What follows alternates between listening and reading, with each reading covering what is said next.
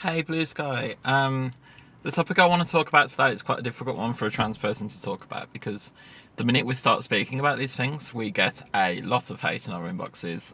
We get a lot of mentions and comments and trolls and whatever. So it's a difficult one. It's also not something I feel comfortable talking about on this account because obviously this is an adult account, it's an 18 plus account. I don't think it's necessarily good optics for me to talk about it. So that's why I've kind of shied away from it. But I feel like in the wake of what's happened this week, it's important for me to address it, and also because I made a post yesterday which was taken in the wrong way by some people. I'm aware that in my flued up state, I was very shouty in response. That's not me. That's not Blue Sky. That's not the way we do things here. Apologies for being very shouty, and it will happen again. Sorry. Yeah. You girls kind of got flu, but whatever. So, right, this week, Wes Streeting has banned puberty blockers for under 18s. Whatever your views are on this is a bad thing for trans kids. It's going to lead to a lot of deaths. It's going to lead to a lot of self-harm. It's a disastrous situation for trans youth. Even if you think that being transgender is somehow harming kids, the harm that will be brought by banning these puberty blockers is more so. It sort of doesn't matter what your view was on the actual matter of being transgender, whether being transgender is a harmful thing. It doesn't matter what your view is on that. Banning puberty blockers harms those kids more. Leads to more suicides, leads to more self-harm. Therefore, we should be doing everything we can to fight this ban, and we should be helping trans kids. And let's be clear on what a puberty blocker is, because the puberty blocker was the compromise. The puberty blocker is what they were using to sort of pause puberty. They weren't giving kids HRT, that's not what was happening. They can't even get a diagnosis for being transgender as a kid, because it takes 4.5 years to get through the waiting list just to get a first appointment. So these kids haven't even been diagnosed with being transgender to the point where they can get medication, or, let's be honest, surgery is not going to happen for a kid. But look, this was the compromise. The puberty blockers were the compromise, and pushing puberty back to 18, which is an age when lots of people go through puberty naturally, was the compromise. So we're basically pushing things further and further right all the time. That said, the content of my post was basically this. If the country is going to ban being trans as a kid, that's the if. That's the worst case scenario. We've done everything we can to fight it, but it still happened. If this still happens, if being transgender as a kid is made illegal, the rhetoric needs to change about being trans in later life. Because the rhetoric currently is that if you transition over the age of 18, you're going to be put at a disadvantage. You're not going to have the body that you would want. You're not going to have... you're not going to go through puberty in the right way and that sort of thing. And that's what I want to address. Because I'm going to put this entirely bluntly.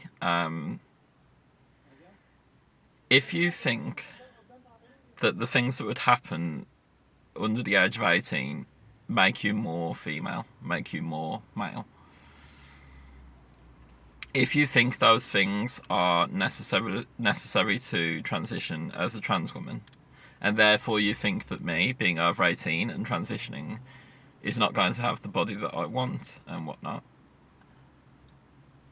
you're making a judgment on my body now. You're making a judgment on the bodies of anyone older who transitions, okay? I'm losing myself. Remember, I'm flued up and you know, whatever. It's difficult, but look. Let's think of some examples. So, obviously, there is an age where hip size will no longer be able to change, where shoulders will already have been made broad, where your voice will be deeper than it would otherwise have been. Now, obviously, it's an advantage for a transgender person to not go through these changes. The advantage is in passing and in stealth and things like that. But they're only advantages if you think those things are positives. Okay. Obviously, passing and stealthing and things like that, they're important to some people and they have a safety attachment to them. But I'm at the stage in my life where I no longer think that passing and stealth are important to me. Yes, I'm more at danger if people perceive me as transgender. There's developments going on in town that I won't go and look at because I'm worried about walking around them being visibly transgender, okay? Stealth and passing are important things in some situations, but at the same time, I wouldn't feel comfortable walking around those places as a solitary female because society's made it quite clear that you're in danger if you're a woman and you're out on your own. But look, the reason I'm wearing this necklace, which is a non-binary necklace, is to point out that I'm non-binary. That isn't to say that I myself don't conform to a binary, because I see myself as a girl. But I don't see gender as a binary. I don't believe in the binary. I'm sort of gender non-participating. Even though I call myself a girl, it's awkward. You'll have to see my other videos to see the nuance of that and whatever. But look, I'm in a stage in my life now where I love my body. I love myself. And you might say, oh, that's easy, Amy, because you pass and you're beautiful and whatever. I don't pass. The reason I created the patch character is that when I'm at work, I am universally he and him. And so I thought that by creating this character, I could create a new image in my head anytime anyone uses those words. So look, I don't pass. I might pass in photographs because I use careful angling, careful lighting, careful selection of photos and things like that. I don't pass. I don't stealth. I don't have that ability. But I'm no longer seeking that ability. Right. I've lost myself because, again, your girl has flu. I'm very sorry.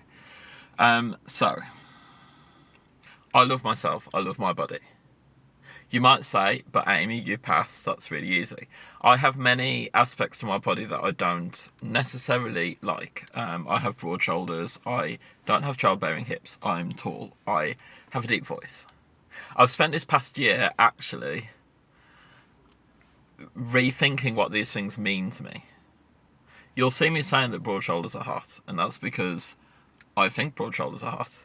I didn't think they were hot on me. But the more I say that they're hot and the more I recognise this as a hot thing, the more I see myself as hot, and so it's important. Tall girls are pretty. I didn't see myself as pretty as a tall girl. This is internalised transphobia, you see. The fact I was upset at the fact I was tall, which is something that a lot of girls naturally are, is internalised transphobia. I was scared of being tall. I was scared of being perceived as transgender. I'm not scared anymore. I've spent this entire year fighting dysphoria and coming to a state where I love myself, I love my body, I love you, I love your journey, I love me, I love everything about me. I love the confidence I've given myself. You'll see, again, I've got videos about this if you want to watch them. I love my makeup. I don't give a fuck how it looks. It's not up to you, it's up to me. I love what I've done with my makeup. I love myself when I don't wear makeup. It's fine. Okay. But just please remember, if you're there judging trans kids, and you're saying, if you don't take puberty blockers, you're going to be ugly. If you don't take puberty blockers, you're going to be tall, you're going to have broad shoulders, you're going to blah, blah, blah, blah, blah. If you're saying all those things as negatives, you are making a judgment on my body. You're making a judgment on the bodies of anyone who transitions later in life. Please think about what you are saying. You might not like those things on you. I like them on me. Look, I've battled dysphoria, I've come out the other side. You are not going to put your negative mindset on me. This isn't directed at anyone in particular. It kind of is and was because of the context of the post. But look, this is a general thing. Please think about what you're saying about your own bodies. Because if you say that you are at a disadvantage because you are taller, you're making a judgment on all tall girls, and you are talking about me, you are talking about many tall girls, okay? And I'm sorry that this has been very trans femme targeted. I'm speaking of my own experience. It would be the same, for example, for a trans masculine man who sees himself as short, who hasn't grown through puberty, that sort of thing. Look, we're all in this together. We're fighting the same demons. We're fighting the same people. Let's not fight each other. This isn't blue sky. This isn't what we're about. Okay. And the reason I've blocked the accounts involved is because I don't want to get into those fights and scraps. That's not good. It's not because I'm making any judgments on any person in particular. So yeah. Anyway, peace. I love you, I love me, I love my body, I love your journey, I think you're doing amazing, and let's chill.